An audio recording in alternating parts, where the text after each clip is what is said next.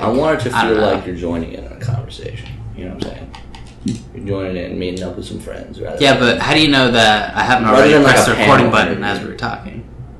So this time you have? I have. Okay, good. You fell for my trap. Good call.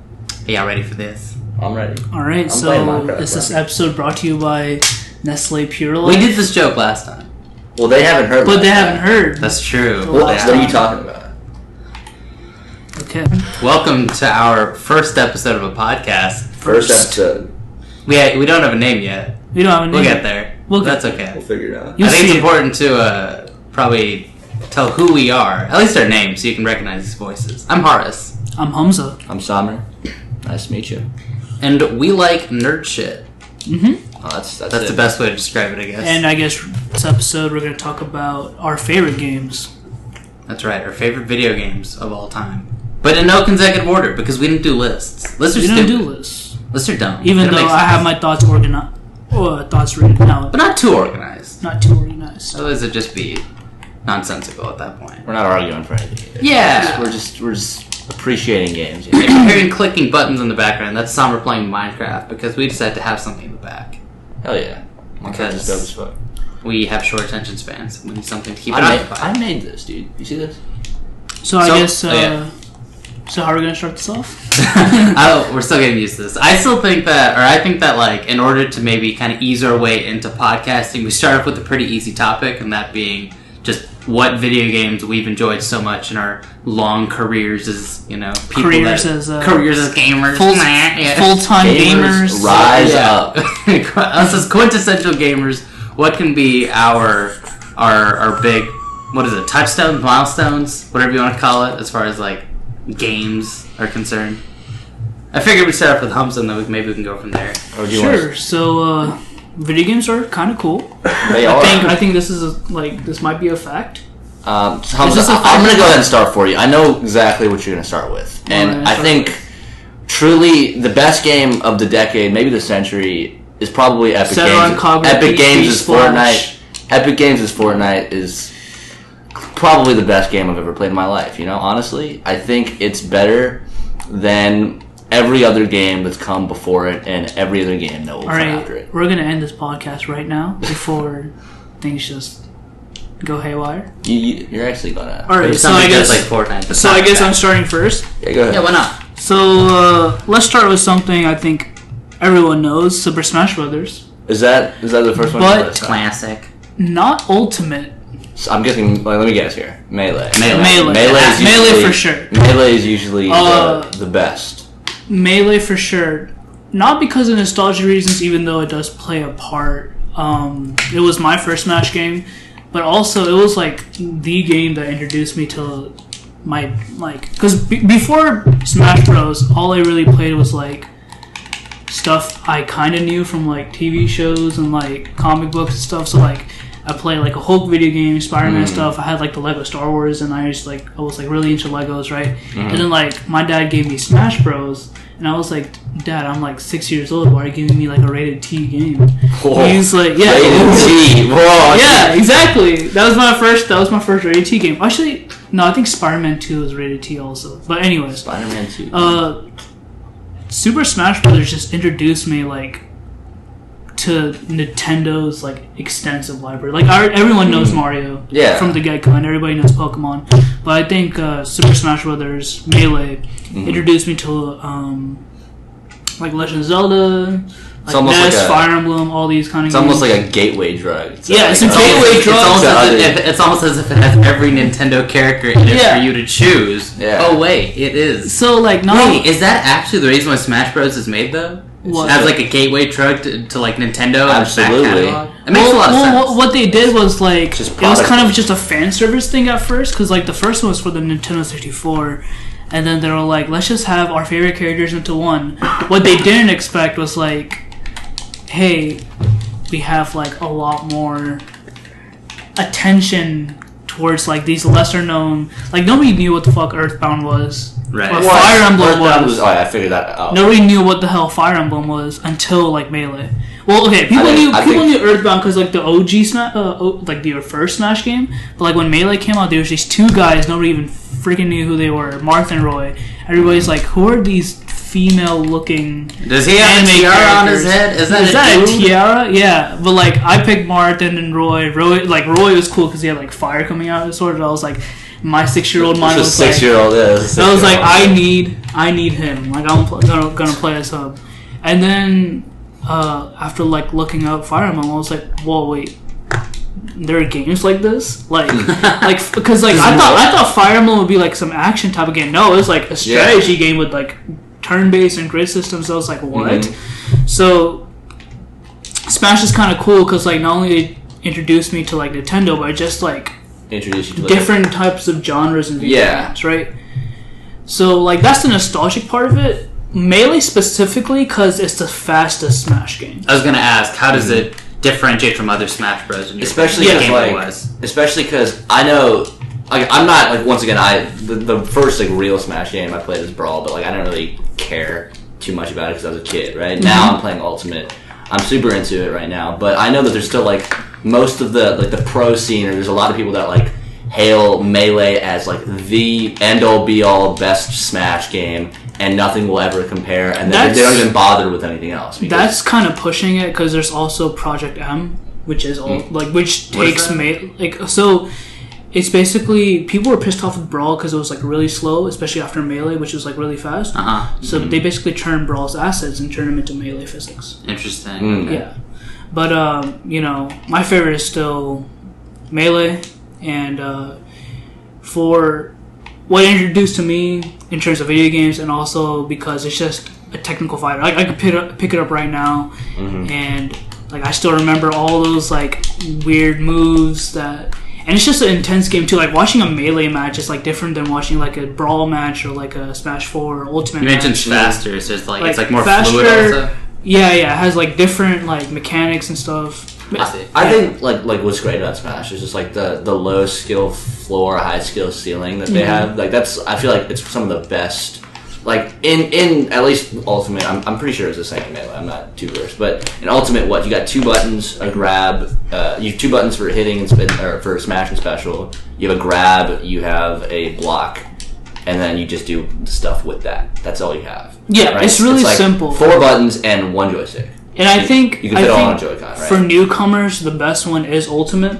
Really? It's also like the most refined, but if you're talking about like just pure gameplay, and like how far you can go, like I feel like with Ultimate, like there's a like pretty big gap in terms of like skill level, but with Melee, I feel like there's like a way bigger gap you can get between like and it's players like and like and in terms of like the game like mechanics, right? There's some stuff like I'm playing the new Smash game Ultimate, right? Yeah, and I'm like, you know what? This would be BS in Melee. Like shit like this would never happen, right? How's that like? I can't explain it. It's like. That's why we're here. I would have to be playing. That's true. Ultimate. We have like literally an hour for you to explain this. Yeah, I would have to be playing Ultimate right now.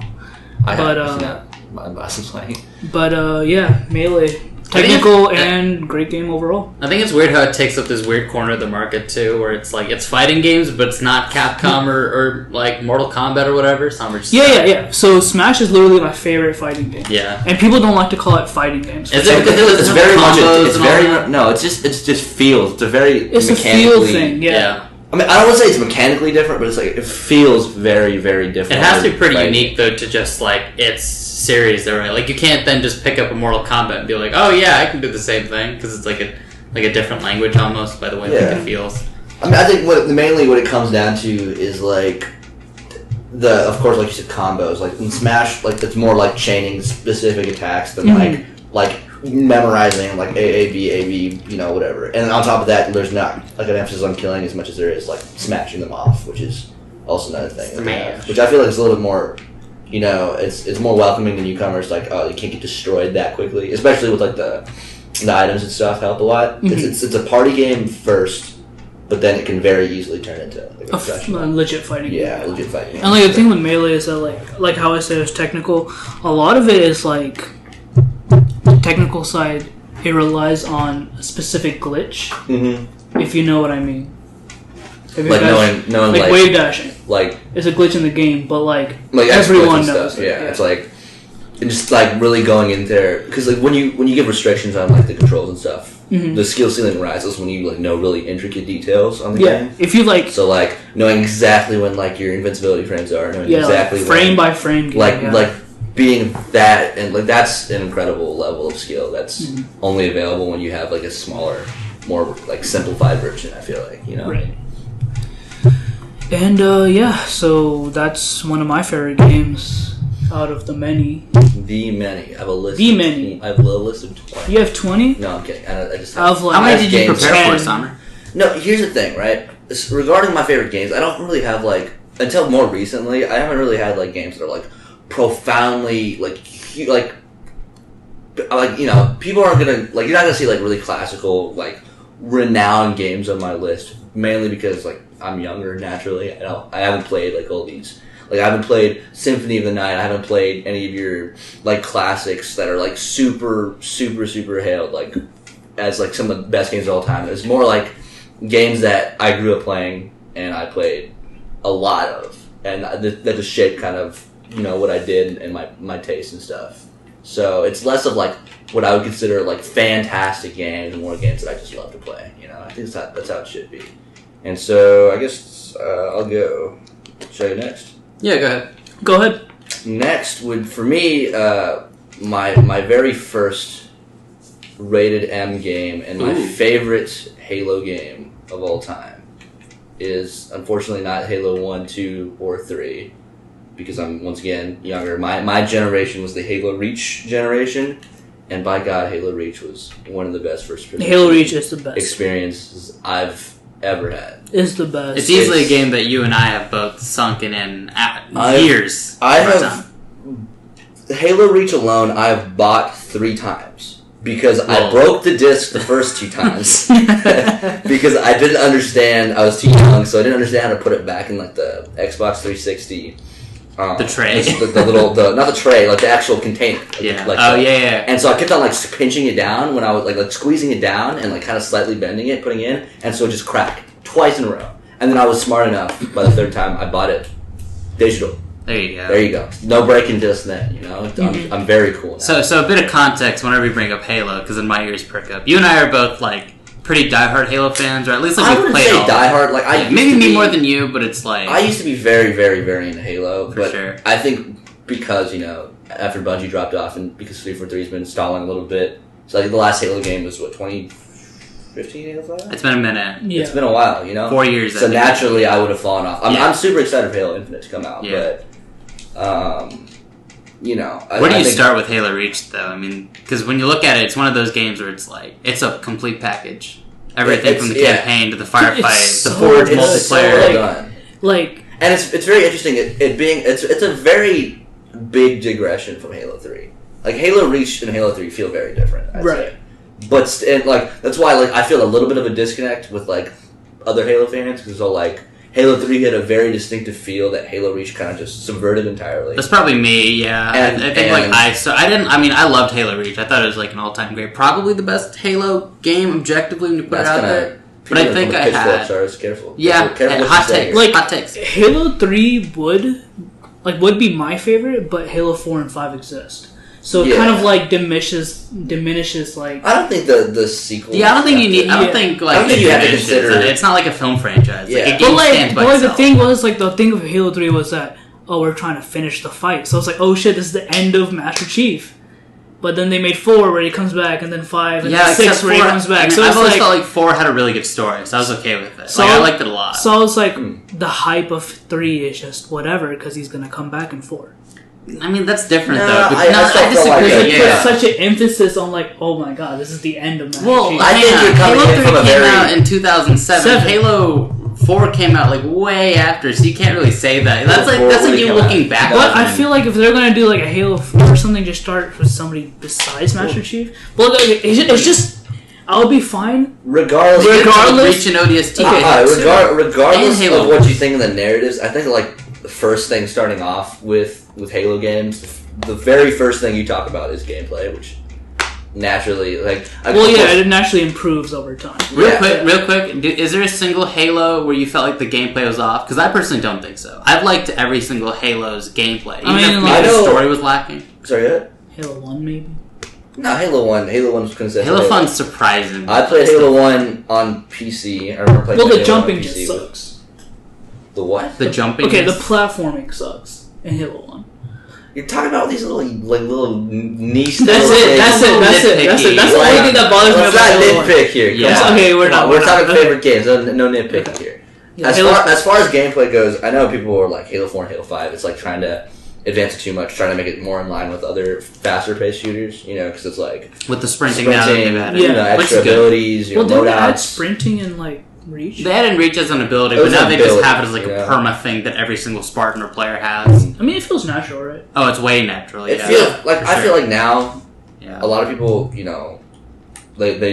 want to go back to the good old like sprintless game, and I think it's possible. It's definitely possible, but I don't know. As somebody who played Halo 3 the other day, I don't know. It didn't feel too. I mean, that's the one thing that bothered me about Halo games was like not being able to sprint. But I think that's because we're coming from like a faster paced generation of games, naturally. Right? You know what I'm saying? Because like we play all the games we play are super fast paced just because we have. I feel like as gamers, right? We've kind of generationally improved, and we've gotten used to our games being fast. Faster, or quick, shorter attention spans, faster reflex times, all that, or all that stuff. So when you stack, we're used to it. Right. So when you stack Halo, as far as gameplay per game, I understand that you said that it's like kind of generational. So in some ways we can't compare it. But do you think Halo Reach had the best gameplay of all Halos? It's probably my favorite. I mean, at the time, it's probably my favorite. Yeah. I would say Halo 5 is my favorite. I think it flows. Really? Well. I can't say. I haven't played Halo 5 enough. The Spartan abilities with the left bumper, at least for me, it's left bumper. I still like the Halo Reach controls, but it's like for me, it was left bumper and Halo Reach, wasn't it? Or right bumper? Well, I mean, like with the jetpacks where you can go back and forth, and also you can clamber over stuff and sprint. Was that B? I think you had recon controls on, bro. No, I didn't have recon. I had the Halo Reach control. I know for a fact it's like left bumper. But whatever. Yeah. It's like when they added that into games, when they added that into at least Halo 5, I so hope they keep that because it makes things move so well, and it's a nice little added extra, thing up your sleeve that you can use, and it keeps the game moving, but it still feels very Halo. I don't know. I think that's great. And also, it's not like the aiming is completely different or anything like that. Guns still feel the same, and it's still very range based too. Like if you have a battle rifle versus a guy with an assault rifle, if you're close quarters, the assault rifle guy is going to win 99% of the time. But if you're long range, the battle rifle is going to win out. It's because it's slightly overpowered, it's intentionally overpowered, kind of weapons based gameplay over. Yeah, which is would help Halo become more of a universally. Or anybody can pick it up and go, oh, okay. For sure. And also the big three sort of grenades, weapon, melee has always kind of been a cornerstone of that franchise, and it still works really well. Yeah. Maybe grenades could probably be a bit more effective in Halo 5, but I would say it's still as good as it was in Halo 3. It just moves better. And that's kind of all they needed to tinker with to kind of make it modern. Now, granted, I think the story in Halo 5 could use some work compared to even Halo Reach, which is really straightforward, but arguably more entertaining. Yeah. Start to finish. Yeah. But I think it's weird. You don't normally get a Halo game that's a complete package. It's Reach and ODST. I mean, they used to be though. They used to be pretty well done, man. Halo 2, I felt kind of hinted a lot. I mean, it was I think 1, Reach, and ODST are the only complete packages. Because Halo 2 sets up Halo 3. Halo 3 Halo 3 gave the possibility for more, because even though you say, oh, Chief should have finished the fight, there's still a legendary ending in there with him saying, wake me when you need me. Yeah. Implying that there should be another. And obviously 4 and 5 are a part of this franchise. Okay, I missed that part. I did not know that. Someone didn't play it on Legendary. But okay. When it came out, I was 8 years old? Yeah. Summer, favorite character from Halo Reach, go. You have 6 of them. Man, they're... Bro, freaking... Tom, bro. Tom's the best. The guy from the trailer. The guy that you replaced, man. The OG Noble. Yeah. Noble 6, man. It's weird. It's I think looking back, all of them are just so stereotype based. We have the commander and the tech chick and the sniper, but they're still great. It doesn't need to be a... Hey, Summer, what was your favorite Halo Reach character? I don't know. They all filled their different roles. You had, like you said, commander sort of deal. They had commander with Carter. Fake fan. You had Kat, which I don't actually know what Kat filled, honestly. She's hot girl, but she's the one who died in the elevator.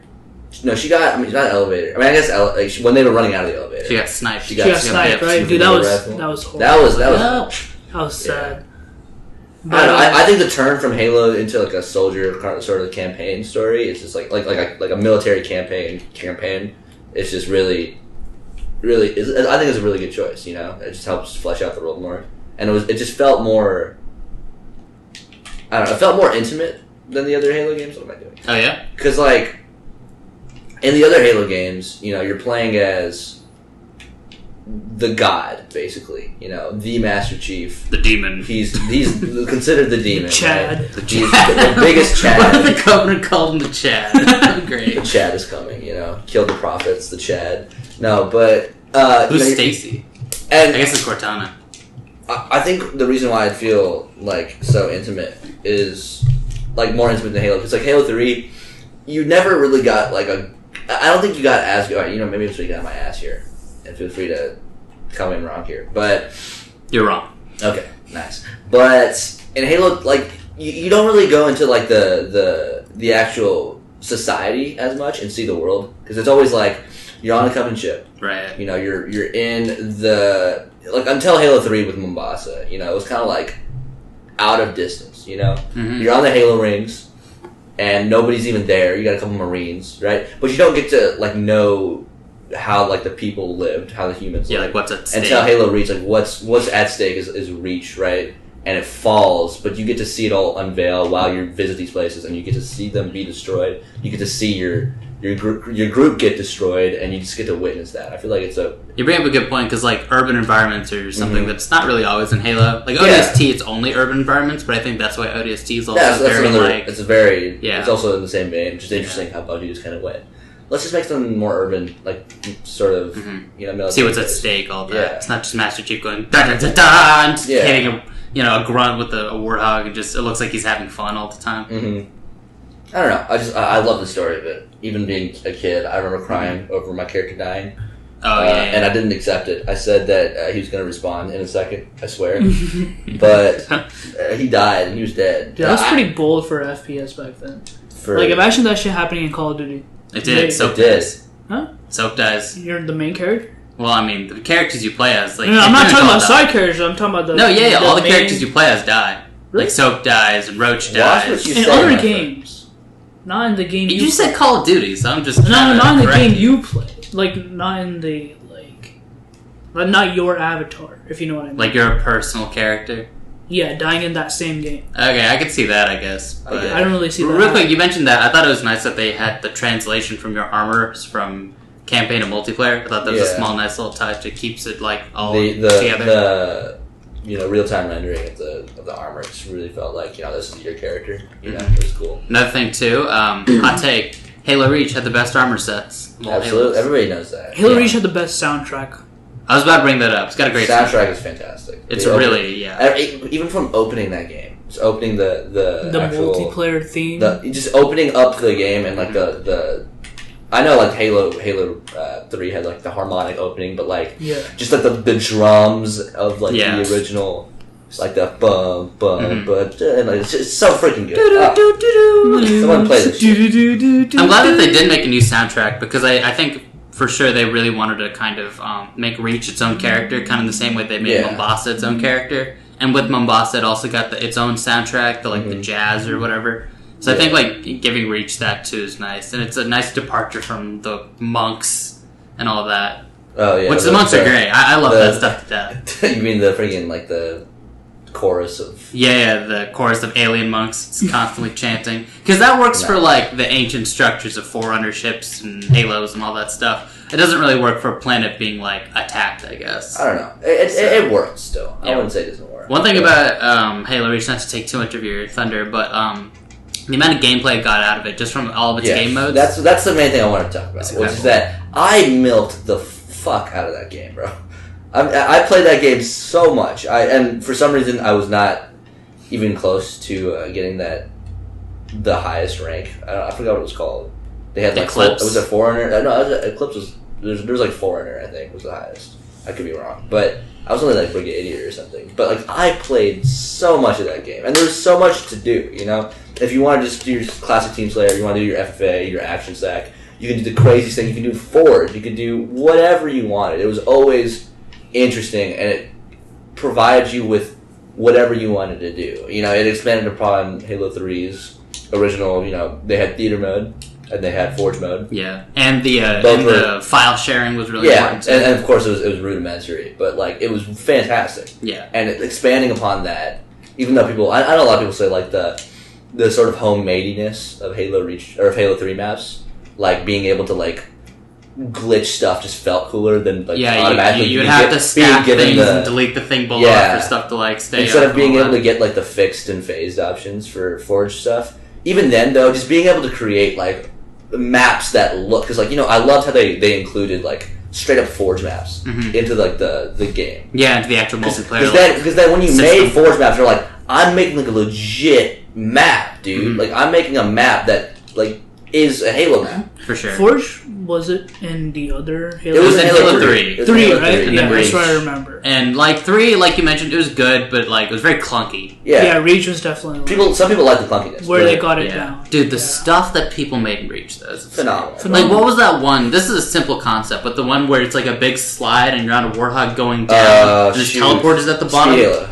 Speed Halo is a testament to how good that Forge and how good the Halo community is. Because that map and that game mode, I played with my friends so much, often. And it's so not Halo. It's you going down a slide in a warthog, and there's people at the bottom with gravity hammers, and it's and you're going. So you go if you don't. Oh, you don't know about this, do you? Do you know what Speed Halo is? Right, so it's like an infection game mode, right? You know infection, right? Infection. It's and I played so much Living Dead Infection and stuff, and Alpha Zombies. And it's Infection plus Fast and Furious.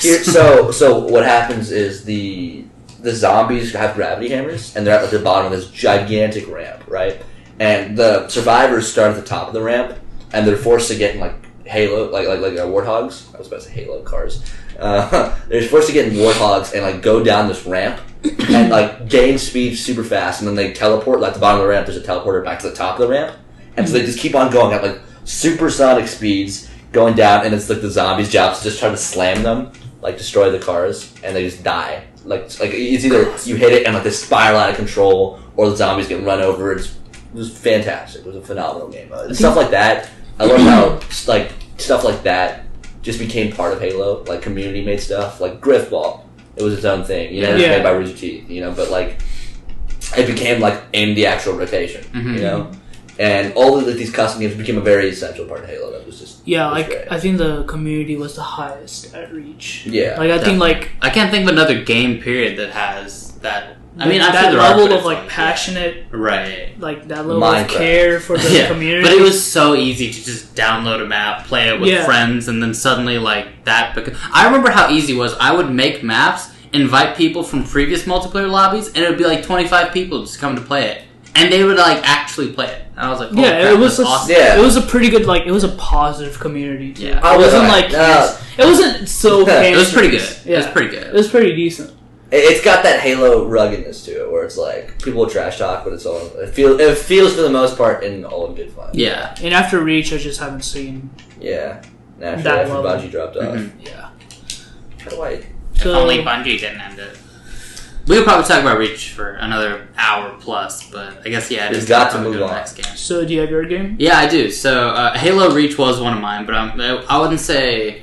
Yeah, it was one of mine. So, the one that how dare you? Don't even stop. I was gonna say it wasn't my top, but but it is. It's weird. It's hard to whenever you But that's the whole point of this thing. Where no order, right? Yeah, I would put it as one of my favorite first-person shooters. I would argue it's my favorite, probably next to Halo 3. I would say it's a Halo game. I just love.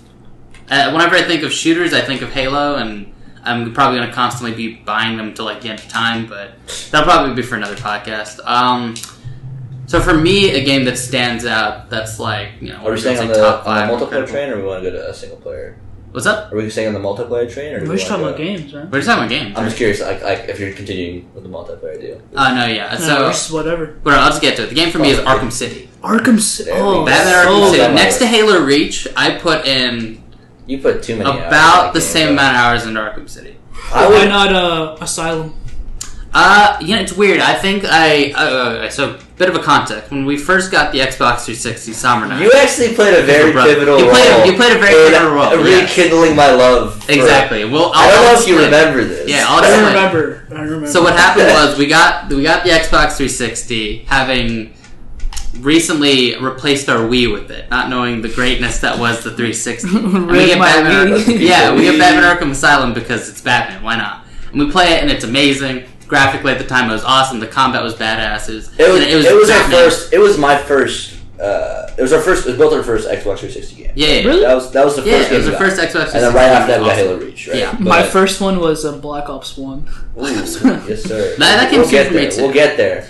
And okay, so real quickly before I get to Arkham Asylum, there's a part where like I guess you're going through like the warden's office or something, and I just never quite figured out how to get out. Like I just got confused. Yeah. So I stopped playing it for like maybe 2 years. And so same happened with me, where it's like I wouldn't say 2 years. 2 years is far too much. It was a couple. It was a couple months. It was a couple months. It was years.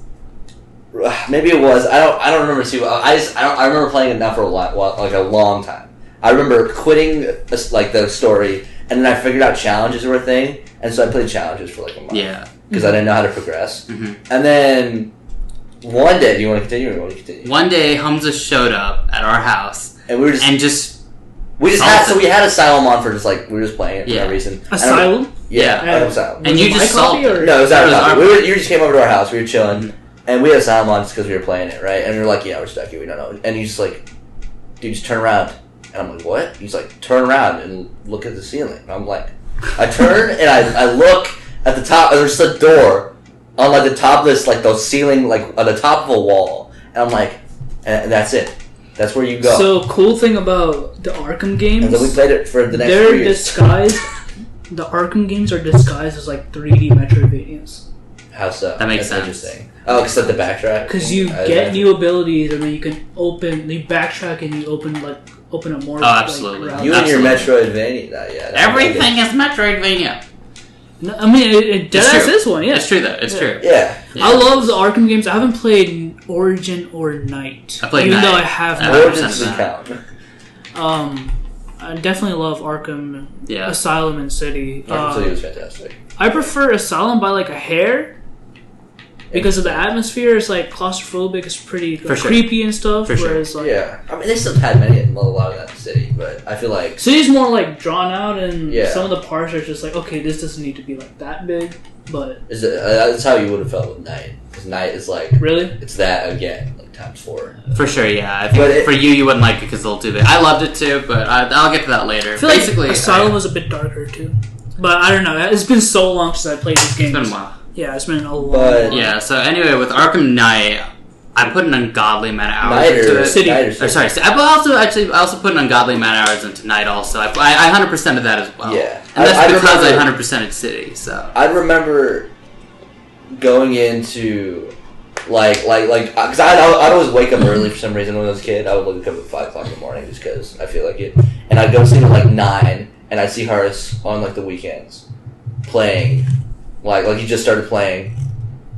Like he just picked up Arkham City and he's like, all right, I'm gonna play. And I'm like, okay, good night. And I'd wake up at 5 in the morning and come back and I still hear like, and I was like, what is that sound? It's 5 in the morning, bro. You thought it was. And then I get in there and like you're like huddled under a blanket and you're still like, what happened? What time is it? The sun rises and you're like, Batman! Oh shit, the game already started. Sorry. Playing Inside. I still need to play Inside. I played Limbo. Limbo is good. So I like to divide up Arkham City the way we divide up Reach, which is story and gameplay. And I'll probably go through that a little bit. I'll just start off with the gameplay. It's amazing how much you can feel like Batman with 2 buttons. That whole the fighting is incredible. It's almost too easy. Simple, yeah. It's almost too easy. It's just the X button and the Y button. One's a counter, one's an attack. And obviously later on as you go, there's abilities and, gadgets and all that stuff. But the baseline gameplay is that. And it is, it's almost too easy that Rocksteady got that so right. Yeah, it's great. So that gameplay, with City and Asylum, Asylum started first, and I think, when did it came out? 2007 or 8? I don't know. 2007 or 8, Arkham Asylum. Hold on, I might have it written. I can live Nope, I didn't get to the date. So, Arkham Asylum, 2007 or 2008. It's crazy how they made a combat system that is still being used today. Mm-hmm. Like, this new Spider-Man game for PS4. Yeah. Like... Came out in 2009. 2009. Arkham Asylum 2009. It's crazy how, like... 9 years later, when Spider-Man PS4 came out, 2018. Yeah. Oh yeah. All these superhero like games have to thank the Arkham Rocksteady. Yeah. For like building off of that, basically. Mm-hmm. Yeah, and like this new Spider-Man game, good game. Like I think the best thing about it was the story and the characters, right? But I think like the not worst thing about it, but like not the best thing about the new Spider-Man game was the gameplay, and that's because I've seen this before. Yeah, Asylum. Exactly. Yeah. Same with Mad Max. Mad Max had the combat of Arkham Asylum too. Really? Yeah. Did anybody play that Mad Max game? It was actually pretty good. I heard it was good. I heard it was good, but I didn't hear that many people play it. I still kind of want to pick it up, honestly. Anyways, so the combat's amazing, and it builds off of Arkham Asylum's combat so well. And how you get the gadgets and the you get a whole treasure trove of gadgets. It's awesome how many you get, and how you unlock them based off the side really made you too, feel like Batman. You feel that's a really big like meme. You feel like Batman. Really makes but you honestly like that was the game that started it. For sure. Yeah, the feeling like whatever's yeah. there. Yeah, for sure. I think that was the start of like the feeling like. Yeah, it did it was Batman. Yeah, Did a great job. I felt like Batman. Exactly. Yeah. It was pretty good. And everything from the batarang to the grappling hook to Mr. Freeze's weird freeze bomb things to like smoke screens and all that stuff. It works so well because it's all the explosive gel. I love that where Batman takes the time to make a bat. Robin would do the same thing with his arm. Did he fight Mr. Freeze twice? The first time in Asylum. He fights in City, and then in Night there's a DLC. And he wasn't in Asylum. He wasn't in Asylum. No, okay. They only had so many characters to work with there. Okay, so another part, not just there's the baseline combat where you're just beating up goons and there's enough enemy types too to go around. There's like. Guys with shields, guys with stun batons or whatever, guys with guns, which we'll get to later, and the Predator stuff, which is important. But all sorts of different types of bad guys, and it's great to like chain attacks and pattern it, and then have like abilities to take them down. And it's like, it's so good. it's so good, and it's like you can be playing it for hours because it's so easy to pick up. And I think that's a trend going along all of these games that we call our favorites. They're incredibly easy to pick up. There could be some different. Do you have an example of the contrary by chance?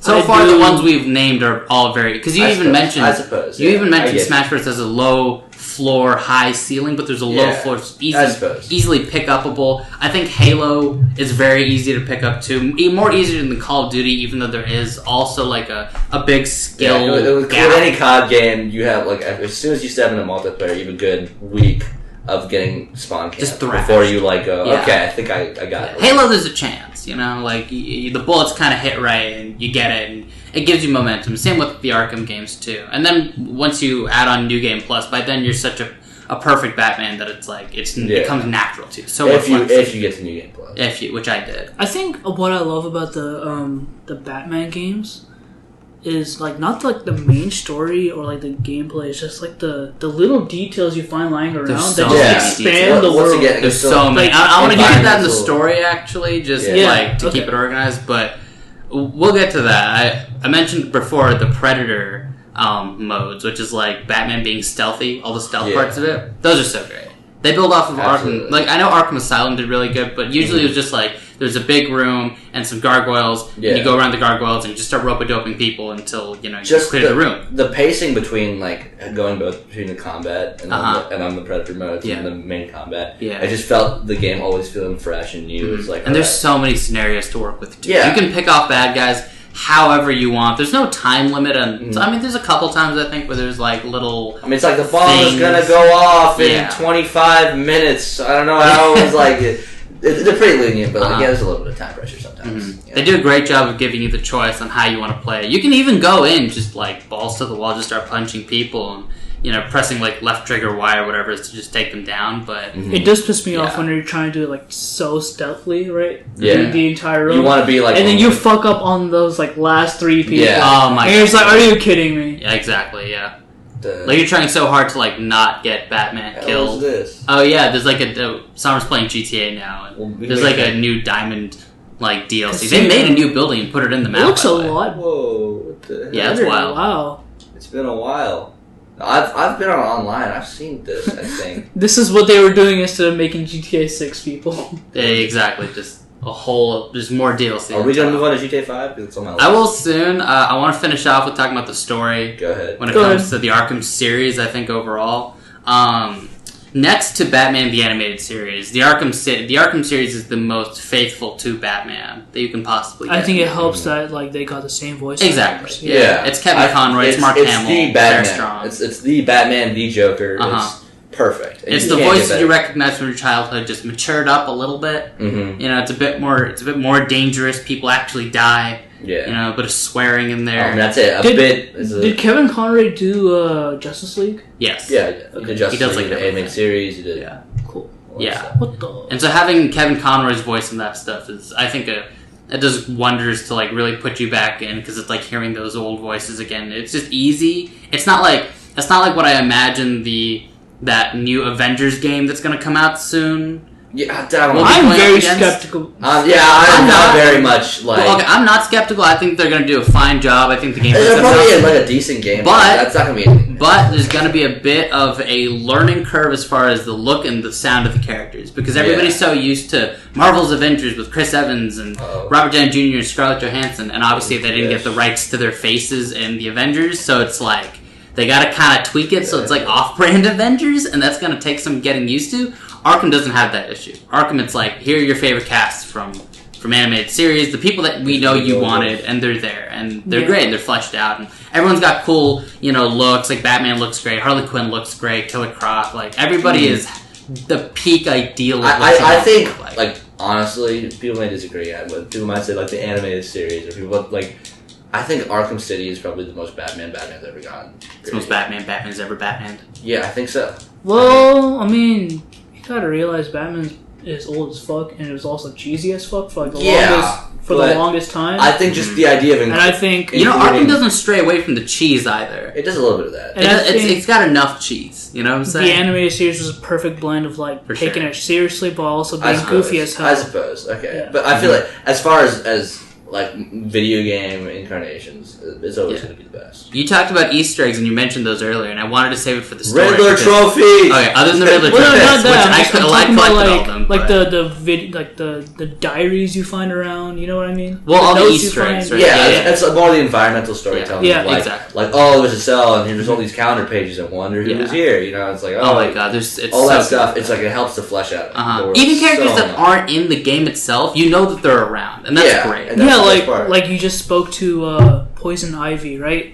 And then you find something about like the shit that's happened in her past. Yeah. It's like, oh dang, like I kind of get where she's coming from. But, like, also, she's a crazy bitch. In Arkham City, like, guess what? In Arkham City, you see Clayface. He shows up in Arkham Asylum. You see Clayface for like 5 seconds. You know what I'm saying? Yeah. You don't even have to interact with him. And then in Arkham City, they take the time to be like, we'll bust out Clayface of all bad guys. Spoilers. Was Two-Face in both of them? He was, yeah. He's in the beginning of the other... Oh, I almost forgot to mention, too. Kind of going back to gameplay. A little bit of story, too, actually. Arkham City was the first game that let you play as somebody more than Batman, and that's Catwoman. That's something that DLC, though, right? Well, no, like within the base game. Yeah, you can play as Catwoman for a number of levels. And her gameplay is slightly different to Batman. She's lighter on her feet, a bit quicker with the hits, and she traverses the world a bit differently too. It's just different enough to keep it feeling fresh. And she was a cutie. And she was a hottie, yes, for sure. Don't you love how freaking Nintendo to have it on the Wii? Or was it? I don't know if it was the Wii or Wii U. But what are you talking about? They had they released Arkham City on the.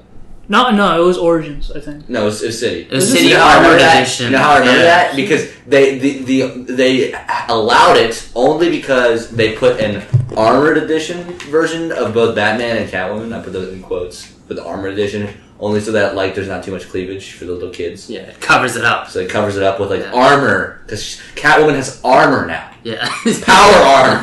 It's like okay. You know that's weird because Nintendo's Japanese. Right, and they're more risk than American. Usually, but like Nintendo's been trying very hard for at least historically of trying to keep their whole. I said historically. Yeah. Of keeping it as family friendly as they can. And see, now they have Bayonetta, so they're like, let's just throw it out the window. We've included Bayonetta in Smash. It's okay. Yeah. This works out. Well, no, they have like Bayonetta on the Switch. I know. That's what I'm saying. All the side missions in Arkham City were so engaging to me. Like, I took the time to finish them all. Like, the Hush storyline, where it's like, who did these killers? You know, who are they? Hush is really good. I love that. Granted, not all of them got paid off in Arkham Knight the way I want to, but we're not talking about that game, so it's okay. But that's why it's not on my favorites list. That's why it didn't make the cut. Who's the time clock guy? Clock King? Is it the Clock King or Calendar Man? Or Calendar Man. Which one do you want? Because Calendar Man's in Arkham City. Calendar. We're probably talking about him. Calendar Man. Yes. I liked him. The great Calendar Man. Yeah. Arkham's own Calendar Man. Mad Hatter's pretty good. Why didn't they include the Condiment King? Yeah, I know. Where's Condiment King? Where's Clock King? Where's the Penny Pincher? We'll get to that in another podcast. I think the Condiment King's in like Lego Batman or something. I think so. The movie. Yeah. I know he's in the animated series. Yeah. And then he just gets beat the fuck up. Yeah. But all those characters are around in the Arkham. They did do a very good job of including even like the most like they had like the ventriloquist. He was there. The stupid doll. And they made him feel serious too. You know? Sure. Like they did a good job. I mean, ventriloquist is a bad example. He's kind of creepy as fuck. You know, his puppet's the mob boss. You saw the animated series version. They have him hanging over spikes and stuff. Oh yeah. And they do this. Yeah, and then he's about to shoot himself, or like the puppet's about to shoot him. The ventriloquist, I think he's gonna shoot himself. Maybe it was suicide. I have no clue. Suicide, quote unquote. You think the puppet would just kind of like walk off afterwards? That'd be cool. What else are we gonna talk about? I don't know. Strings on me. I mean, yeah, like it's such a complete game, and I think also one thing that's really nice about it is that the map, it's open world, but it's not like too big to where like everything is like within arm's reach. Like there's some games like Skyrim or other ones where it's like you're traversing lands and you'll go like 20 minutes without seeing anything. Yeah. But Arkham City, there's always something around the corner. We can include Skyrim as well. We'll get to that if it's on anyone's list. I think Humza's next, right? So yeah. Humza, go ahead. Well, yeah, you did. Unless you wanted to continue raving. I mean, yeah, that's pretty much it. There's always something around the corner. There's always an Easter egg, something that's there that can capture your interest. And it's a phenomenal game, dude. Arkham City is a 10 out of 10, man. Arkham is good Batman. Witness good Batman. Say that whole sentence one more time. What? Arkham is good Batman. Witness good Batman. Fair enough. I can agree. Go play Batman. Yes. Go play Arkham. Yes, sir. Alright, so we got through the first tier. Summer may have stolen one of mine. That's okay. Overlapping's fine. Hey, you guys knock out 2 birds with 1 stone. I let you talk a lot on Reach. Knock out 2 birds with 1 stone. It's fine. We're doing great. How's our time? We're at 48 minutes. Damn it. Oh no. We've got. What did I say? I said 2 each max. You were right. 2 each. What did I say? Enough, I think we'll get to 3. Let's do that. 3. We're not gonna get 3. There's no way. We can do it. I'm sorry. Humza.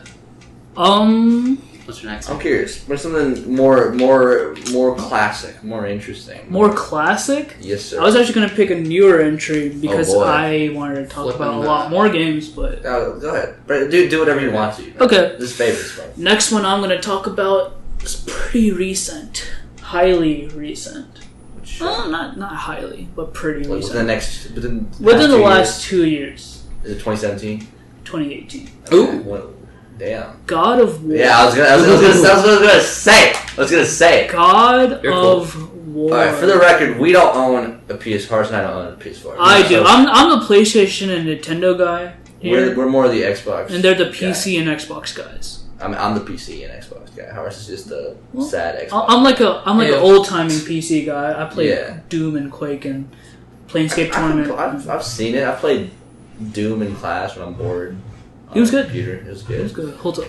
No, but God of War, Game of the Year 2018 by a lot of things. I have not played Red Dead 2, even though I really want to. I know I'm missing out. Did that make it on your list first? Maybe. I'm curious. Shit, my car.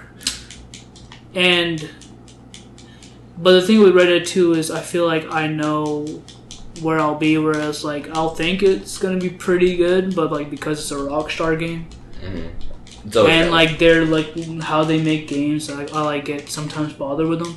It might not edge out God of War, but who knows? I haven't played it, so I'll get around to it one day. But God of War, wow, what a game! It's apparently just a complete twist on what the series was going. Yeah, for. so I'm They playing... Last of Us it, right?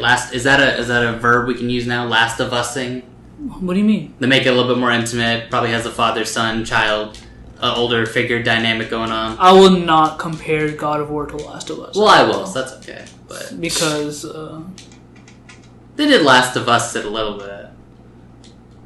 Not really. Wow, come on! If Naughty Dog had the ability to make a fucking God of War game, it'd be the most recent God of War. All right, just continue talking. That's not a bad thing. I'm just saying. I like God of War a lot better than Last of Us. Damn, hot take. Because, Last of Us is also on my list too. It's below God of War. Wow. Hot take. Hot takes all. Because Last of Us has a great story, one of the best stories in gaming. Mm-hmm. Gameplay, pretty average. Wait, so you said the God of War has one of the best stories. Yeah. But its gameplay is average? No. Last of Us has one of the best stories in gaming. Last of Us has one of the best stories in gaming. I got you. Right? Gameplay is along the Naughty Dog. And gameplay, It's not having that. Hot take, but I like the gameplay in Uncharted games a lot more than the gameplay in Last of Us. But God of War, story, fantastic. Gameplay, fantastic. I'm playing through the original God of War games right now, like the PS2 ones. Right? They do hold up, but they're like... Okay, so this is what I heard about the original God of War. People were like, oh, it's just like, he's just angry all the time. There's like hardly any character development. So I was like, okay, so basically what I'm looking at is like just a pure action game like the original God of Wars. I started playing them, and people were wrong, because they actually give Kratos like a lot of story and characterization, and it like just made what I knew from this new God of War, because that's the first one I played. Just better in my opinion, because like you understand Kratos more. Obviously I can't give away too much. None of y'all have played it, so you guys don't know. If we ever get around to playing it. Yeah, if you guys ever get around to it. Maybe when the PS5 comes out. It is remastered God of War. It is one of the best like stories I witnessed. Well, was it for the record? It's called God of War, right? It's just called God of War, but people do call it God of War 4. Okay. Yeah, because it's a reboot / continuation. If you know what I mean. I got you. Because it's kind of like a soft reboot. It's basically like a soft reboot, right? Yeah. They go from like Greek mythology to Norse. Yeah. And like my extent of Norse mythology is like from Marvel with like Thor, but they like Mjolnir, Thor, Loki, they Odin, New York City, New York, and Vandheim and Schmeitzen, Jotunheim, Midgard, and so Skarsgård, Alexander Skarsgård. So God of War. So like my extent of Norse mythology is from Marvel, right? And God of War kind of shows like the true mythology that like these Norse gods were like true. This is true, yeah. The true like what it actually is mythology. Yeah, and that like these gods were assholes. Like they weren't like high and mighty as like they. Have you read the Old Testament? Not to get into religion. Wow. It's true. It's not high and mighty as like they predicted in like Marvel. Like Thor is not like the best person in the world. He's like an asshole. He's kind of an asshole. I guess. But like, is it a big spoiler to say if Thor shows up in God of War? Yeah, does he? I don't remember if he does or not. Well, then he doesn't. Okay. I don't remember. There's no way he could be like a passing character, right? Hey, it's Thor, it's me. Hey, hello, I'm Thor. I think he might. It's been a while since I played. I know there was like a lot of like the whole like they have like. Is Odin in it? Odin is Loki in it? Stop asking these questions. I can't say much. What was the name of Thor's? Never mind. I was gonna say it was a sister from Ragnarok. Yeah. So like it does have like a lot of the Norse gods and stuff. But like not even then, it's just like the relationship between father and son is like one of the most like raw, like one of the most like raw like Last of Us. Last of Us is like adopted daughter, totally different father daughter, and this is father son. My bad. And this is like father and like actual son, like blood relative. So I don't know. I don't think I have to change, I don't think it changes it necessarily. And it's cool because like the sun is actually useful in the gameplay. Yeah. Like I would have been so dead if it wasn't for firing support. Atreus. Yeah. Atreus. And there's like a whole like they turned it into like an RPG sort of, and like level up your armor. Skill tree, all that stuff. Yeah. Like armor and you can like level up your armor and your weapons. You can refine it. You can have different abilities with your armor. Did you get anything else other than Leviathan, or did you only use? I thought you only had the Leviathan. But like, do you have different like types of axes, or is it like you could have entirely different stuff like swords? No. So you like mainly have your Leviathan, and then you can like modify it with different properties. Okay, but like that's still your weapon, right? That's still the weapon, right? And you can throw it, and it comes back, and it's so satisfying. Yeah, the physics is so cool because like you can throw it as far as you can, and you see it going over like mountains, right? Mm-hmm. And then like you press that button to call it back, and you see that same trajectory that you throw it in, and it's so satisfying when it comes back in your hand. I remember actually doing a lot of like research and stuff into like the animation and the sound design of like actually making the Leviathan axe. And just like the amount of care they put towards, because like it's such a common thing you do in the game, right? You're constantly slashing and then throwing and then summoning it back. And so, like me being super interested in animation and then recently being interested in sound design, it's just very interesting how they approach it. Because it's like I remember seeing the explanation for the Leviathan axe for the animation of it. They were like, we wanted it to feel like it was powerful, but like not that like he couldn't handle it, like Kratos couldn't. Like when it like for example like pulled back to him, they didn't want it to be like he snatches it and like pulls him back a lot. It's like just enough. It's just tweaked enough to feel like it's heavy, but it's like not crazy because he's still a strong ass. You can also choose to like not use the axe at all and just go barefoot. You're a little boy. And just go barefoot. Yeah. I remember it's like whenever that's part of the gameplay, right? Where it's like where you throw it. And then you can just like pummel other guys, right? And then like summon it back. You guys need to play this game. It was all gameplay mechanic, right? So good. And like not even like taking like the combat out of it. It's just like the exploration is really good too. Like because there's like this point where just pretty linear for like the first couple hours, and then it starts opening up, right? Dark Souls. And Dark Souls, North Souls, and like you like boat yourself to like other places, right? And it's really cool because they do like a pretty interesting spin on like traveling. Oh yeah. Whereas you know how in Skyrim you just travel and you're just listening to the nice music in the background, but for the most part you're just like blankly just riding along, right? Yeah. In this one, like when you travel, you have like this companion without getting into spoilers. The head, right? The head, and like. His name. Traveling's cool because like he tells you like really interesting Norse stories. Oh yeah, that like helps like build the lore, and like these side quests, like they're not just side quests like go kill this, come back, get money like Final Fantasy 15 does or like Skyrim does, right? But like these side quests like they expand the world, they tell you more about Norse mythology, they like. You like meet some random character, and by the end of the side quest, you like totally care about him, and like, you don't like want him to go away, stuff like that. And you talk a little bit about the sort of the conversations that happen in that boat and all that stuff, and like all that travel. And I remember also saying like they actually put a lot of work into like those little dialogue sequences as well. Like they built a whole system where it's like the conversations, if they're ever interrupted, they pick back up like. They pick back up when you come back. And like they put so much emphasis into like trying to make the dialogue like an integral part of like fleshing out the world, which I think is really cool. Yeah. I really want to get around to playing it, but it's definitely one of my favorite games, and I'm excited for the sequel. Are they making a sequel? Yeah, they're making a sequel. They announced it. Damn. Nice. Yeah. Oh boy. Get ready, PlayStationers. I'm fucking hype. So yeah, I can't really go much into it because. One, it's a really spoiler-heavy game. Oh, I see. Okay. And two, you guys are Xbox people, so... Yeah, we'll get around to it, we promise. Yeah. Alright, I think you're next, Sommer. Should I grab the list? The list! The list. Should I do something recent as well? Whatever you want. Whatever you want, man. I don't know what to say, man. Whatever you want. We got a lot to work with here. It's almost too much. I guess we'll do something recent as well. It's so recent... I mean, it's not like it didn't come out so recently, but it's so recent I've been playing it. What year? Let me guess. 2017. 27. Nier. It's Nier Automata. I'm still playing it right now. It's on my list too. I haven't done the last couple endings. It's a multiple ending game, but like, holy shit, that game is the best thing I've ever played, man. It's so good. It's too good. Like that, the story, the animation, the music, the dialogue, and like the voice acting and the atmosphere.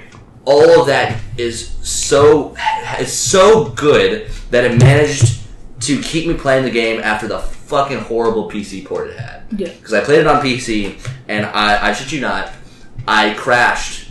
I have actually a fairly powerful rig, right? And I full up. It crashed my graphics card twice during that last boss fight, and I still loved it. I enjoyed every bit of it. It was too good. Nier's on my list too. It's such a well done. I'm just so sad that I didn't spend enough time trying to port it. But we're talking about good things here. As far as like making a game, because like Nier, like it's also not to discredit. It's a predecessor, just Nier instead of Nier Automata as well. Nier as well. It's not as good of a game. But as far as like both the story, if you're going to a narrative speaking, it does such a good job of fleshing out like the human psyche and like how humans react without either of them being human at all. Like both games, I guess spoiler. Like, you know they're androids, right? Mm-hmm. In both games, you don't play as a single human. You never play as humans in either game. Their humans are few and far between in both the games. Like in the first game. Spoiler, I guess it's a prerequisite for Nier Automata, I suppose. But like, you don't play as humans; you play as like fake human replicants, and like how both of those, like they're both very different takes on like trying to explain humanity through non-human things. But they do such a good job of like fleshing out. Man, I need to write an essay on this, dude. I've thought about this so much, but like how they do such a good job of explaining how humans react and how what is human, what human means. Especially, it's such an interesting way because it's like you got these androids who they think they're human. You got the machines who are trying to be human. You got you got like the replicants from the original game that are like human vessels trying to be human. You got humans like that don't even think they're human, and like it does such a good job. It's like the narrative of trying to flesh out those specific characters of 2B, 9S, and A2. It's so good, and like the way, especially like the second act of that game, the second chapter after you go through endings A and B, the rest of that game, it takes such a turn, and it's so good. Dude, that game is like, not happy whatsoever. Like it's spoilers to say it's a very tragic game. It's tragic and it's melancholy, and it's in the best possible way. Like, the beginning to that second act is, like I remember finishing the first 2 bits, and I was like, okay, this is good. You know, I enjoyed it. You know, it was a good ending. You know, it felt pretty normal, pretty by the books. And I was like, okay, what does the second part have to welcome me with? Because I know it's supposed to be a fantastic game. I was super enjoying it at that point, especially with the game. Like, I could talk forever about the animation of that game, about the sound design of that game, the music. Is phenomenal. One of the best soundtracks of all time. It and the original Nier are like legit the best sound, like best music ever in games. They're create so their good. own language. They create multiple old languages, like multiple different languages. You know, they have like specific tracks in multiple different fake languages. Like I did not know. They go out of the way. There's so many different details, but like regardless, back to the narrative of just. That switch to the second part of the game, which I'm not saying because Haaris has played it because he sucks, but get to it. But it's so heavy and it's so good and does such a good job of it does such a good job of subverting the story and going, how do these characters react in this situation, you know? And the arc of the main characters in the second act is phenomenal. Mm-hmm. It's so good of seeing. That's where the game. I guess I'll say particularly 9S's is so good. Yeah, it's just like I cannot explain like any of this, dude. It's too damn good. It's such a good narrative, and everything around it reinforces that. Just the atmosphere, the music. There's so much emphasis on the music that, like, you know, in different situations they have different music, and like even just every track is phenomenal. every location is interesting and it's unique, and despite it being like a JRPG style game where things can get absurd, it does a very good job of balancing and making it serious when it needs to be, and then it'll include a little bit of humor every once in a while. But like, holy shit! But if you do play that game, I'm surprised. Like, you enjoy that game a lot, and you did not play the original Nier or even look at the original Nier. Like, a lot of the second act, because Route A is pretty straightforward. Yeah, A and B. Like, you can play the entirety of the very first two endings, and like it's like you can know nothing about the original games, and you're fine. But as soon as it dips into the second half of that game, they do a lot more of like the emphasis on like the different stuff, especially with like the little tiny little like, you know, like how you get like archived like little pieces of information and stuff, right? A lot of that is like references to the original game, and like you would appreciate the new game so, or like, you know, Automata so much more if you like actually watch the original one. And it's so interesting seeing both of those, because like the original game as a package, as a whole deal, it wasn't actually that good. Like it wasn't a very highly rated game. You know that? The first Nier or first Nier. It was very clunky, right? Like I think it was mainly because the clunky. They didn't have the budget, I think. Because Yoko Taro just didn't have he like, of course, it's like a low budget Kojima.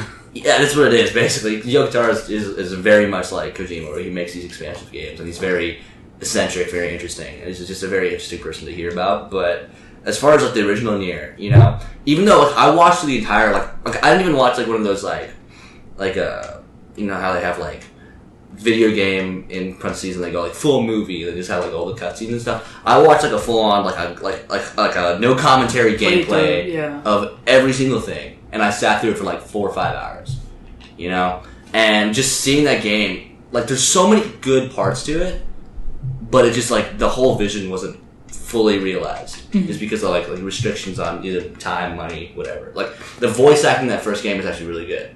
Like, did you know Laura Bailey is actually one of the voice actresses in the first game? Laura Bailey? Laura Bailey plays one of the, there's one of the main characters, Kaine, in the first game. She's played by Laura Bailey. I didn't even know that shit. And like Emil, his voice actress, because it's a voice actress that plays Emil, kind of like, you know, although he's a little boy, you know what's funny about that? You know who plays Emil? Who?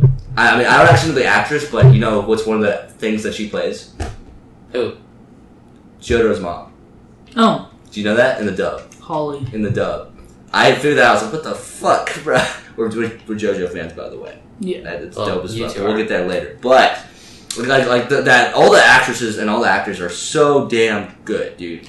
Like, the voice acting in that game, especially, once again, 9S, Kyle McCarley, they have, I'm trying to remember the names. All of them are so good, dude. Everything about that game is phenomenal, except for the horrible PC port. I hate the PC port. But if you're gonna play the game, play it on Xbox or PS4. Just don't play it on PC. It's the worst experience. Nier Automata? Yeah, don't play Nier Automata. Like legit, like you have to. If you want to play the game on PC, you have to download mods to make it playable. Mm-hmm. Like some of this basic stuff in the mod is like they go, oh yeah, the developers in the PC port, they accidentally put a 1 instead of a 0, so we fixed that. Like, they had, like, no quality assurance. It was hilarious. It's so bad. And you know what's the worst part? It's like, something like the animation in that game is phenomenal. The running in that game like every animation in that game is so fluid, so, like, the in-betweens are great. The carry through between games, or between, like, animations. Ep.1 just killed me in Battlefront 2. You were playing Battlefront 2. Is that on your list, Rose? Nah. It shouldn't be. But, like, the animation in that game is phenomenal. But they have, like, I think they had, like maybe 4 people total credited for the animation, and, like, at least in the credits of the game, I'm sure like, a lot of people went uncredited, but they had, like, a solid 40 people in quality assurance. Because I've seen that in credits, like, I've seen the credits roll by 4 times now, or 3 times, I guess. And they had, like, 40 people in quality assurance, and they couldn't spend, like, another week to just, like, somewhat polish the PC port, which is sad. And I'm sad that that's what ruins it for people. That's why it's very positive on Steam and not overwhelmingly positive. Because the PC port is garbage. So if you're going to play the phenomenal game that is Nier Automata, play it on Xbox or PS4. Don't play it on PC. Hopefully it comes to Switch. I don't know. I want Maybe. it to come to Switch. It could. No. It's not that taxing of a game. Yeah, I mean, no, it kind of is. It's like, the graphics aren't like... The graphics aren't... At times, the textures get pretty lame. Yeah. But, Like sometimes it looks like PS3 level. For some reason, I don't associate a Switch with like story-based games. I don't know if I would ever sit down and play story-based Fire games. Emblem. I don't know. Maybe it's just because like I don't play as many Nintendo story-based games, but like I'm not gonna download any like big deal games on the Switch. You know, I'd rather sit like on a bigger screen, you know, on like a PC or something and play that than I would on the Switch. Like imagine playing like God of War on the Switch and trying to be invested in the story. I mean, you can't. Yeah, they did. I played Breath of the Wild on PSP. Switch, and it was that's fun. fair. That's fair. Okay, so I think we're now able to get to my game. No, actually, we're out of time here. We're at an hour and 10 minutes. I think we gotta finish up. You know? How about we finish up with this? I'm kidding. Let's go. Okay. Yeah, we'll go as long as we want. This is the first episode. We don't have any. There's no precedent. We're not even gonna release. So you mentioned a Japanese game developer. I know where this is going. Yeah, you mentioned this game Nier Automata, which is a zany, crazy, personality-driven game. It's not zany or crazy. You don't know what this game is. You back up. No, like in a good way. Like it's got this like very unique story that's not told by anybody else. You know, but I'm trying to set this up. He's setting it up. Don't steal my thunder, bitch. No, I'm just kidding. But yeah, it's made by this very like what's the word, like unique. It's a unique story with the very like one of a kind Japanese creator, you know, and it's had like this. It's got this unique gameplay that you only ever see from this, and it's like at the best of it. I'm basically trying to Metal Gear Solid Metal Gear Solid 5. Imagine if this game was not finished and had a bigger budget and was done by Kojima. That's right, Metal Gear Solid 5 is my story. Well, you know what the And I'll funny thing is? explain why. What's up? On my list, I have Snake Eater. Hey, there we go. We got 2 Metal Gear Solids. Actually, Snake. I can't pick what's better, the first Metal Gear Solid or Snake Eater. But I'll let you talk about 5. Yeah. Okay. So, I think my perspective as far as like being a quote unquote Metal Gear Solid fan is very interesting. Namely, because I started with Phantom Pain. Well, you know, Ground Zeroes or whatever. Like, I'm one of those people that had no idea what was Phantom Pain. I had no idea what Metal Gear Solid was really before I played it and I picked it up. I didn't know about any of the crazy backstory. I didn't know about the history that it's had in gaming. I just knew it existed, and I just knew that it's important, and I just knew that, you know, it's one of the most, like, one-of-a-kind unique games out there. But I didn't know any specifics. I didn't get why people were so into it until I picked up those games. And started with Ground Zeroes. Both of these were like free on the Xbox store, so I was like, why not? I'll pick them up, see what happens. Ground Zeroes introduced me to what the gameplay was like for a really polished Metal Gear Solid game. Phantom Pain opened me up to just everything else about it. Oh my god, there's so many Rebel Troopers. I guess where to start would just be like, yeah, the game. Well, I'll start with the gameplay because it's easier to explain versus the story, which is impossible to explain. To be quite honest. Yeah, like there's no way. But the gameplay, as far as like a stealth action adventure open world game, it is as good as you could possibly want it to be.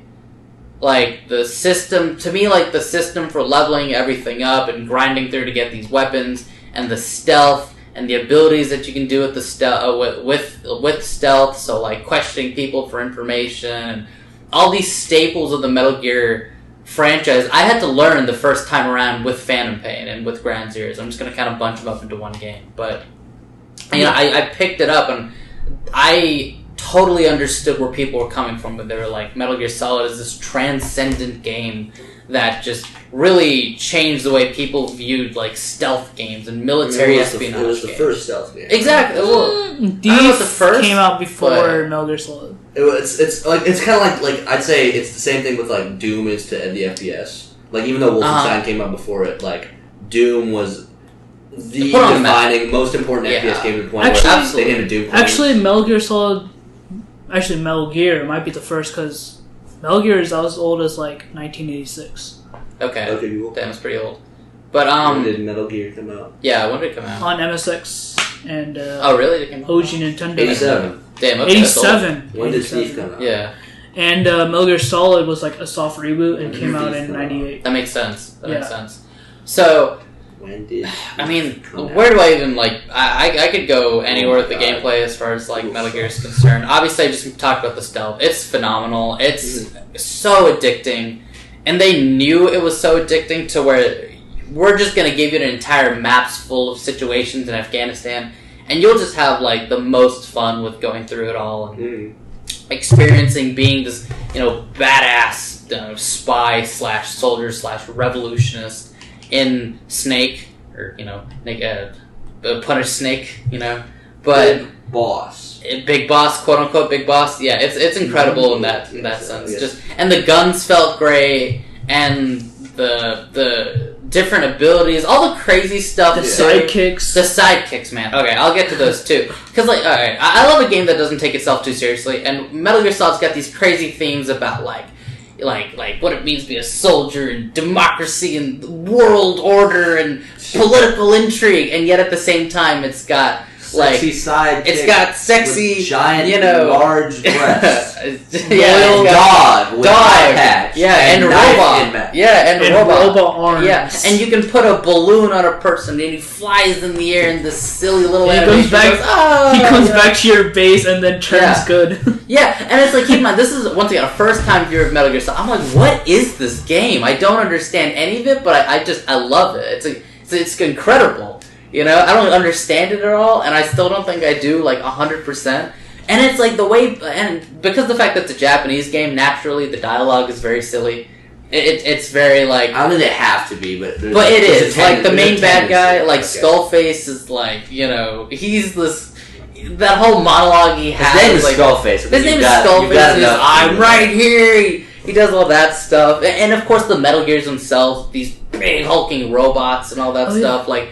Keep in mind, this is like somebody who's like trying acid for the first time. That's gotta be what it's like. Where it's like you're like, I don't know what this property is, but I am all in for it. It's fantastic, And like, I understand that I kind of got Kiefer Sutherland Snake, and I didn't get the actual David Hayter Snake. So I do intend to go back and play the others, even if they're not as gameplay wise great or as advanced as Metal Gear Solid is, or as Phantom Pain is. But they're still a lot of fun, man. I replayed. Yeah. I replayed all of them recently. Like last year, I replayed 1 through 5, and also Portable Ops and Peace Walker. Right. And they were still pretty fun to go through. Yeah, they still hold up. They still hold up quite a bit. That's good to hear for when I eventually go back. And Metal Gear Solid 2 has some annoying moments, but that's about it. I see. Yeah. I really understand what Kojima's like. I guess nobody can really understand Kojima, but like I get this whole thing now. It's so fun to see this property that has like evaded my eyes for so long, and me going, oh, I get it. Like I understand where this is coming from, and the crazy thing about Phantom Pain is that it's not even finished. Konami pulled it. It's not even finished. It's gone through this whole controversial process of like Konami, Kojima's like a foot door. He's almost on his way out by this point. He can never really finish the series the way he wanted to. It's clearly not done. The second half of this game is clearly not done. The story is all over the place. Yeah. It's rushed as hell. Yeah, I was gonna ask what's going on. I was gonna ask if it was because I know it's the last one. Was it a good ending to this series? Well, I mean, it's weird. It doesn't even end. It doesn't. Yeah, it's just kind of like it's as if like the last game for it's as if this is like the Revenge of the Sith of Metal Gear Solid, where it's like it's right before the main stuff happens. You mean Empire Strikes Back? No. Revenge of the Sith. Like, it sets up... Like, you know how Revenge of the Sith sets up New Hope, but A New Hope's the first one?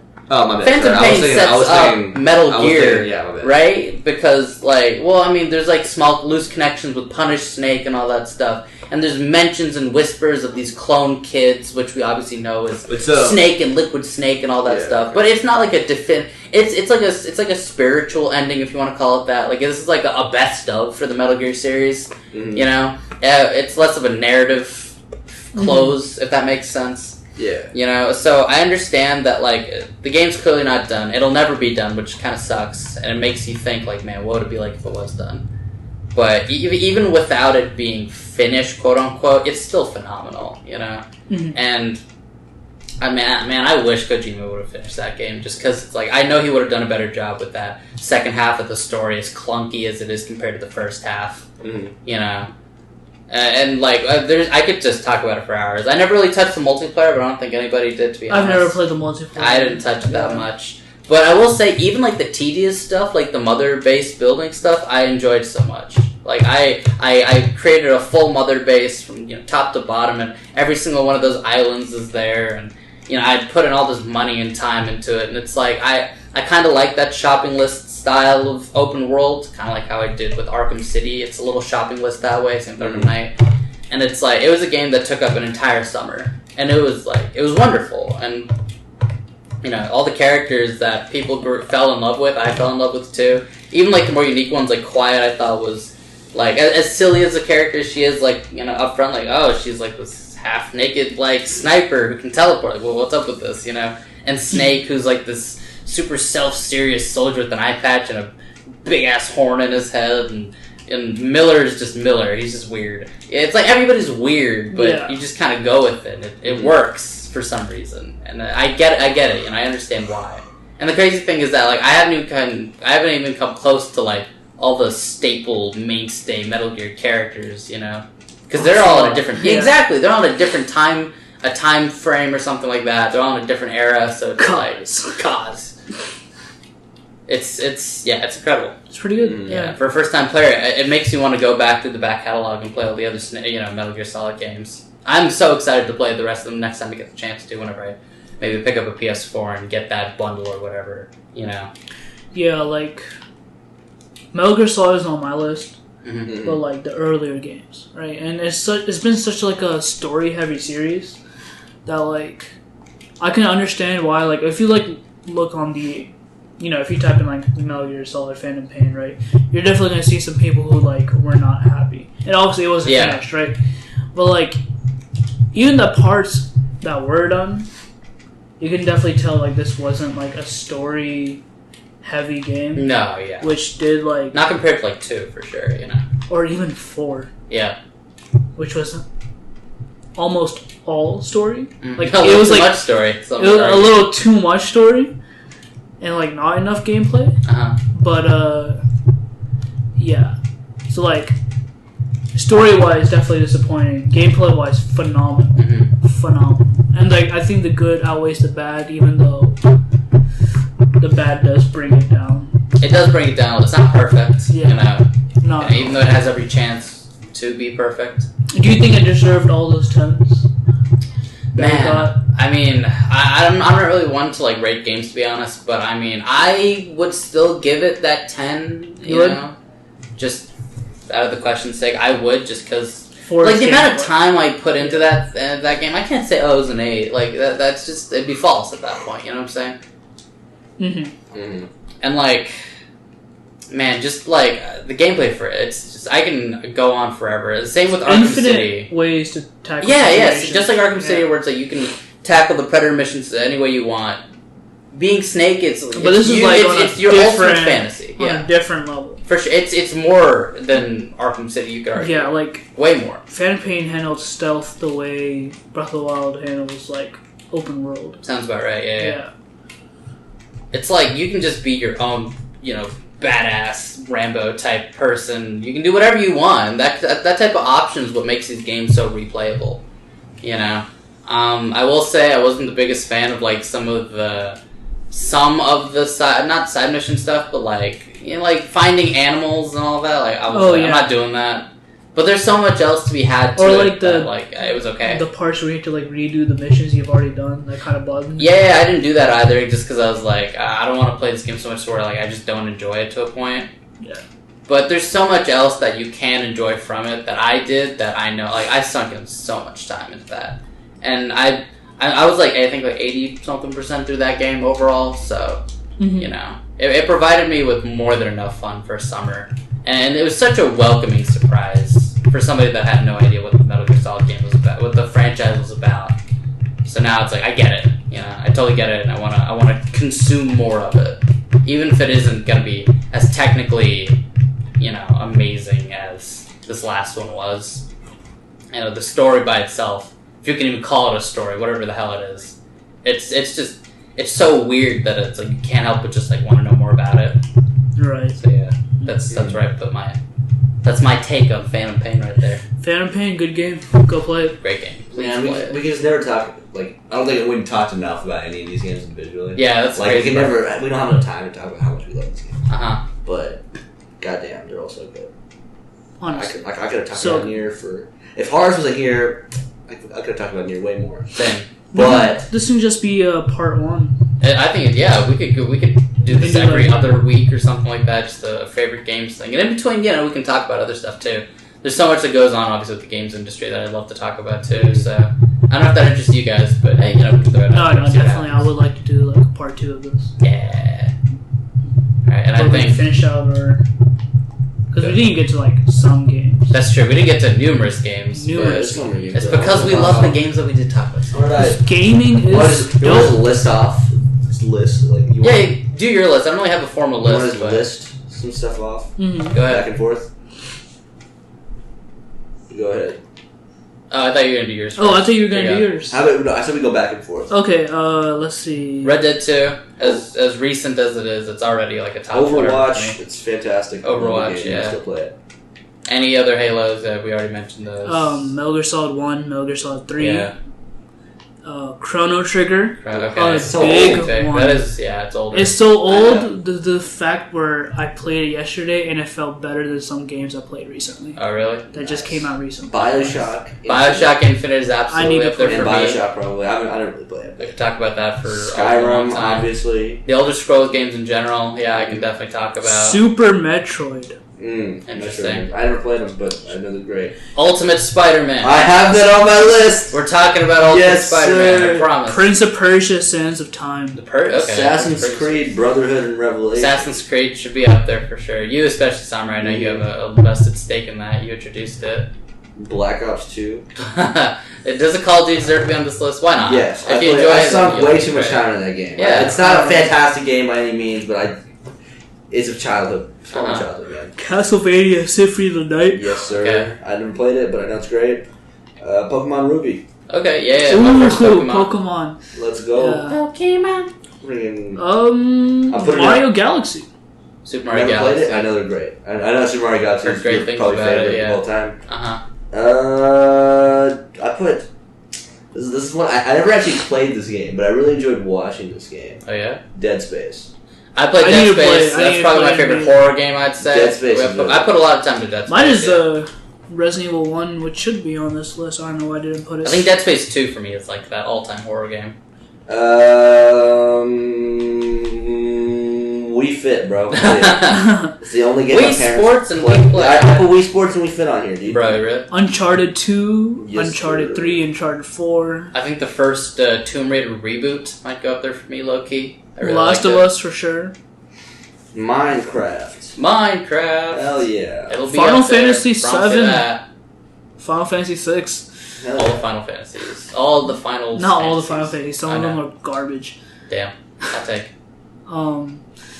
Any indie games? A stupid tank. What's up? Any indie games? Oh, man, that's a good question. Before we close? Or smaller games, maybe. Not even indie games. They can be made by big studios. I'm gonna look at this library real quick. Oh, Grand Theft Auto 5, that's a good small indie game. Yeah, the Rockstar, small company. Really. Speedrunner's legit, though. Speedrunner. Portal? Do you count Portal as like a smaller game? Valve was smaller back when. Okay. I know Portal. Portal 2. The thing is, I played Portal 1, Portal 2 recently, and I liked them a lot, but of course they're not like my favorite games that I've outlived that. We're just naming games we like now. I don't even know if they're considered all-time favorites. Anyway, regardless. Battlefield, Bad Company probably, but put a good bit of time into that. Interesting. Yeah, and then my top 2, my maybe favorite. 6 Vegas 2. Oh, your favorite. Did you ever list your favorites? We should finish it off with this. Ultimate favorites, Legend of Zelda, the entire series. That's cheating. You can't say that. Yeah, dude, I can't. It's too easy. How can I pick from Ocarina of Time, Twilight Princess, Link to the Pick Past, one. Breath of the Wild? I'm forcing you at gunpoint. Ocarina of Time. Gunpoint. Ocarina of Time's my favorite. That was pretty quick. That you said my favorite Zelda game. You said you just 2 seconds ago. You said you couldn't pick. Okay. The correct answer is Hitman Blood Money. Yes, sir. And then I never played that game. And then a series that has trumped Zelda in my opinion. What is Humza's favorite game of all time ever? Chrono Trigger. Period. Wait for it. Chrono Trigger. Hey, here's the build up. Persona 4. 5. 3. Damn. What? Persona 3 is my favorite game. Interesting. Of all time. Really? Yeah. Is that why it got the entire Persona series got an entire museum? 3, 4, and 5 are fucking phenomenal games. Mm-hmm. Now I could literally talk about Persona for like 5 hours. The thing is, neither of us have played it.